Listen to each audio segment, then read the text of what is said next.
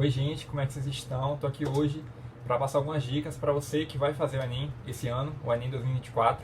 Não sabe como estudar e faltam 9 meses, né? A gente já está começando aí o mês de março praticamente. Está na metade bem no finalzinho de fevereiro. Então já estou contando aí com março, abril, maio, junho, julho, agosto, setembro, outubro e novembro. 9 meses, né? Digamos assim, para o Enem.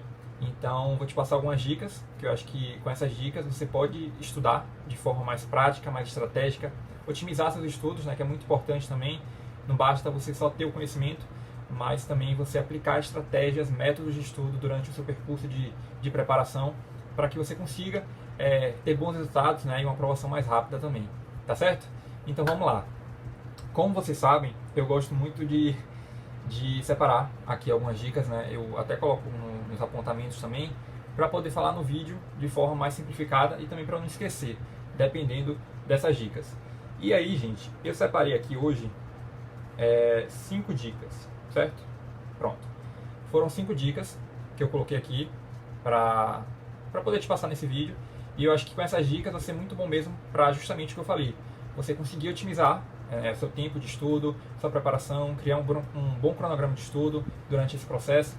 E eu acho que vai ser bem legal você conseguir aplicar essas dicas, porque eu quero muito que você passe, que você tenha bons resultados no Enem, tá certo? Mas primeiro, antes de tudo, você precisa estudar, precisa se preparar. Então vamos lá, eu acho que com essas dicas vai ser bem legal e bem interessante de você aplicar mesmo durante o seu período de preparação para o Enem. Então é o seguinte, a primeira dica, gente, que eu coloquei aqui é em relação aos assuntos mais importantes. Eu coloquei o seguinte, anote os assuntos que caem com mais frequência no Enem: linguagens, matemática, humanas e natureza. E aí dentro de cada das áreas, né, eu separei os assuntos mais importantes. Em linguagens eu coloquei interpretação de texto, gramática, escolas literárias, variação linguística e funções da linguagem. Em matemática, matemática básica, né, então, por exemplo, soma, né, adição, subtração, divisão, multiplicação, números quebrados, né, vírgula. Isso é muito importante também, porque eu digo até por mim, gente, eu achava que eu dominava matemática básica. Era o básico, né? Então, tipo, quem aqui não sabe? A gente tem muito esse pensamento.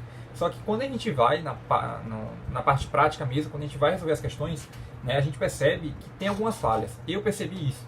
Então, às vezes, quando eu pegava um assunto mais difícil, né, e, por exemplo, dentro desse assunto grande, desse assunto complexo, eu tinha que resolver um cálculo, fazer uma questão ali, né, que tinha número quebrado, que tinha números decimais, eu ficava horas para fazer. Então eu percebi que eu tinha uma falha, que eu tinha uma dificuldade nisso. E isso me atrapalhava, porque eu perdia tempo no Enem por conta dessa bobeira, né, de fazer ali um número quebrado, né, de resolver uma conta por causa disso, porque eu não tinha uma boa base da matemática. Então matemática básica é muito importante, certo? E além de matemática básica eu coloquei porcentagem, probabilidade, interpretação de gráficos e tabelas, geometria plana e espacial, certo? Claro que também tem regras de 3, né? Escala, por exemplo, mas aqui eu coloquei até os assuntos mais importantes, viu? Mas assim, como você tem 9 meses para o Enem, para quem está vendo o vídeo agora, eu recomendo que você foque nesses assuntos que são os mais importantes, certo? E aí, complementando também, se você quiser, você coloca esses outros assuntos também que caem, mas que não caem com tanta frequência como esses, tá bom? Então é isso. Em humanas eu coloquei aspectos socioeconômicos, geopolítica, impactos ambientais. Calma aí. Isso. Impactos ambientais, agricultura, história do Brasil, revolução industrial, Guerra Fria e liberalismo. E em natureza eu coloquei química ambiental, transformações químicas, química orgânica, estequiometria, energia, ondulatória, termologia, cinemática, meio ambiente, genética, ecologia e fisiologia. Porque dentro de natureza a gente tem, né, biologia, física e química. E humanos também, quando eu falei, dentro de humanos a gente tem história, né, história geral, história do Brasil, geografia, filosofia e sociologia, tá? Então é isso. Essa é a primeira dica, né, anotar os assuntos mais importantes. Por que isso? Porque essa é uma dica importante. Porque, gente, como eu falei até agora há pouco, quando você estuda os assuntos que são mais frequentes, que caem com mais frequência, né, que é mais recorrente, é muito mais inteligente da sua parte. Porque assim, claro que tem outros assuntos também, mas quando você foca nesses assuntos, é mais, digamos assim, é mais prático, é mais fácil, né, a probabilidade de você acertar mais questões no dia é maior, porque você está focando justamente naqueles assuntos que é certeiro, né, que são certeiros, que vai cair todo ano ali no Enem. Então, dessa forma, você já garante mais acertos, né, mais pontos no Enem e consegue tirar uma boa nota, né, uma boa média para conseguir passar também no curso que você deseja. Então, essa é a primeira dica.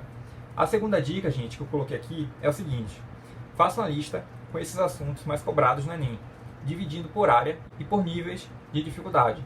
Assim, você consegue criar um cronograma de estudo eficiente para te guiar durante todo o processo de preparação, otimizando seu tempo de estudo.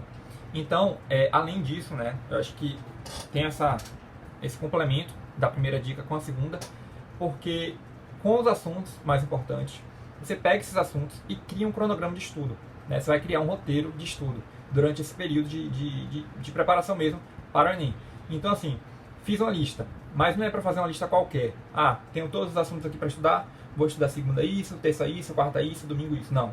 É para você pegar esses assuntos e criar um cronograma de estudo, né? Fazer uma lista de acordo com a sua rotina, com a sua necessidade, né? Com a sua prioridade, com o que é mais importante naquele momento. E com os níveis de dificuldade também, como eu falei aqui no texto, né? Por que eu digo isso? Porque depende. Não tem como eu te falar aqui, ó, esse cronograma aqui é certeiro. Se você fizer, você vai passar no Enem.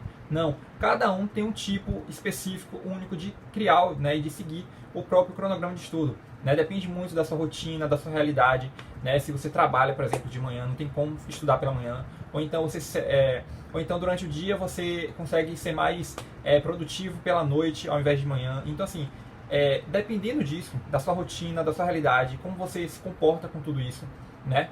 E das suas condições também, é a partir disso que você vai criar o seu próprio cronograma de estudo, com os seus horários, né, com a sua rotina, com os assuntos que você tem que dar mais prioridade. Então, por exemplo, Pedro, eu quero fazer direito. Então você tem que focar mais em o quê? Em humanas. Nos dias que você tem mais tempo, ou então no dia que você tem mais, que você se sente mais produtivo, né, que você tem mais tranquilidade para poder estudar com calma, né, sem tanto estresse, sem tanta agonia. São nesses dias que você vai focar em humanas. Então é isso, é muito relativo. Então é a partir disso, desses níveis de dificuldade, dessas prioridades, né, dos assuntos que são mais importantes, né, dos horários, da sua rotina, do seu cronograma, e também desses níveis de dificuldade que eu falei. Então, por exemplo, eu tenho dificuldade em matemática, eu preciso focar em matemática agora no início do mês. Então é isso, você dá atenção em matemática porque você sabe que de todas as áreas é a que você tem mais dificuldade. Então pega logo no início para você já cortar, já fazer um X ali, né, na lista, no caso, em relação a esse assunto que você tem dificuldade e que você sabe que é uma falha que você precisa melhorar. Então é a partir desse entendimento, certo? E colocando tudo isso dentro do cronograma que você vai ter um ótimo roteiro, né? um ótimo roteiro, um ótimo planejamento para te guiar e te orientar durante todo esse processo de estudo, tá certo? Então essa foi a segunda dica e que relaciona com a primeira, né? Como eu estava falando. E aí vamos lá, gente. Terceira dica. Depois de ter decidido qual curso fazer, o ideal é que você priorize e estude os assuntos que tenham, os assuntos e a área, né, que tenham mais relação com tal, que esteja no mesmo contexto. Esse é um outro critério decisivo para conseguir uma boa média, já que muitas instituições têm peso, e quanto mais questões você acertar na área que tem relação com o seu curso, maior a sua média será. Foi exatamente o que eu falei aqui agora, né, na segunda dica. Então, vou dar um detalhamento aqui em relação a isso, porque também é muito importante, e eu acho que você também tem que ter esse entendimento, essa compreensão, para que você estude de forma estratégica, não estudando. Quando eu falo isso de estudar de forma estratégica, é porque eu não quero que você estude assim, voando, sem saber o que você está fazendo. Você tem que ser intencional em tudo que você faz. Nos seus estudos, você precisa ser intencional. Então, assim, por que eu estou aqui sentado estudando esse assunto? Você tem que saber o motivo de tudo isso. Porque se você não tiver um propósito, se você não souber o porquê disso, de você estar ali, né, estudando, vai ficar muito mais fácil de você desistir no meio do caminho, de você procrastinar, de você falar, não, daqui a pouco eu faço, né? Você não vai dar atenção e também não vai dar importância, né, a tudo isso que você está fazendo. Então, quando você tem essa consciência, né, de estudar de forma estratégica, sabendo o que você está fazendo, isso é muito importante. E relacionando isso com a dica que eu te falei aqui, na terceira dica, é exatamente isso. Porque assim, eu quero fazer direito, então, como eu disse, tem que focar em humanas. Não, eu quero fazer medicina, então tem que focar o quê? Em natureza. Então é isso, quando você foca na área, né, não estou falando que é para você também deixar de lado, banalizar as outras, mas quando você foca naquela área específica que tem relação com o curso que você quer fazer, é muito mais produtivo e inteligente da sua parte, porque as instituições têm peso. E depois, quando você pegar a sua nota ali, né, a sua média, e colocar no SISU, por exemplo, no ProUni ou no FIES, né, digamos assim, ou então em outro vestibular que você vai fazer, você vai perceber, né, que a sua nota vai aumentar dependendo do curso que você coloca. Porque tem peso. Então, por exemplo, o peso de um é maior porque o curso é esse. Então, se eu tirei então, se eu tirei a nota legal aqui, minha nota vai subir um pouco mais, né? Então, isso é bom, porque chega mais perto ali de você ser aprovado. Então, isso é interessante. Você estudar com estratégia para que depois, quando você tiver o seu resultado, você consiga colher os frutos de maneira sábia, né? Porque você foi inteligente, digamos assim, estratégico durante todo o processo de estudo, sabendo o que tinha que priorizar e o que tinha que deixar um pouco de stand-by de lado para você conseguir otimizar seus estudos mesmo, né? Então, é basicamente isso. E aí, gente, vamos lá. Penúltima dica, né? A quarta dica. Veja a teoria, estude por livros e videoaulas, mas não fique preso a isso. O mais importante de tudo é que você tenha consciência de que o estudo ativo é um dos métodos mais práticos e estratégicos para você alcançar uma aprovação rápida.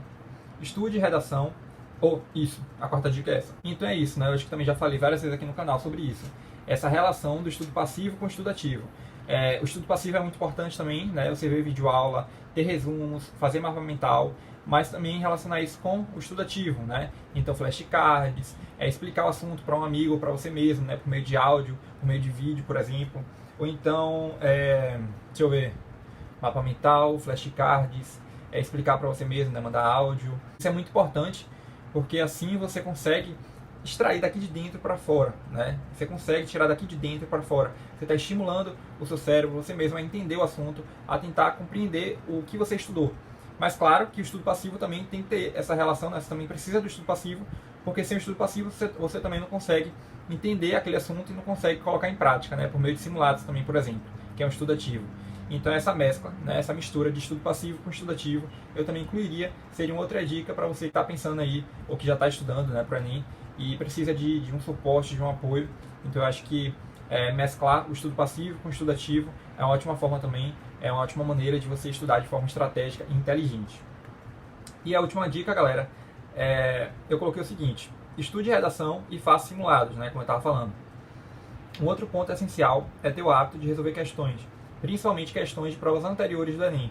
Com isso, você entende o formato e o modelo das questões, como o assunto de fato é cobrado, facilitando seus estudos e seu rendimento na prova. A última dica, essa relação também dos simulados com a redação, muito importante também, né, necessário. Redação, para qualquer curso que você deseja, é muito importante. Então, eu acho que quando você tem uma rotina de treino, quando você faz redações por semana, isso é muito interessante, né, porque você já está treinando, está criando o hábito da escrita, de produzir um texto, né?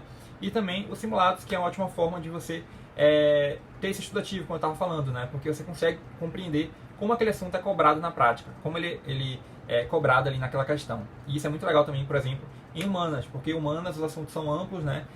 Tem muitas nuances, vários contextos, e aí quando você olha ali para o assunto, na questão, você percebe como é cobrado de fato. Então isso é bem legal, até para que você consiga otimizar seu tempo e seu estudo de um modo geral, tá certo? Então tá aí, né? Estão aí 5 dicas, eu espero que vocês tenham entendido, que vocês tenham gostado, mas em caso de dúvidas, é só falar comigo aqui nos comentários, tá bom? Então esse foi o vídeo, eu espero que vocês tenham gostado, né? Como eu falei, e mais uma vez, obrigado de verdade por estarem aqui comigo. Até o próximo vídeo.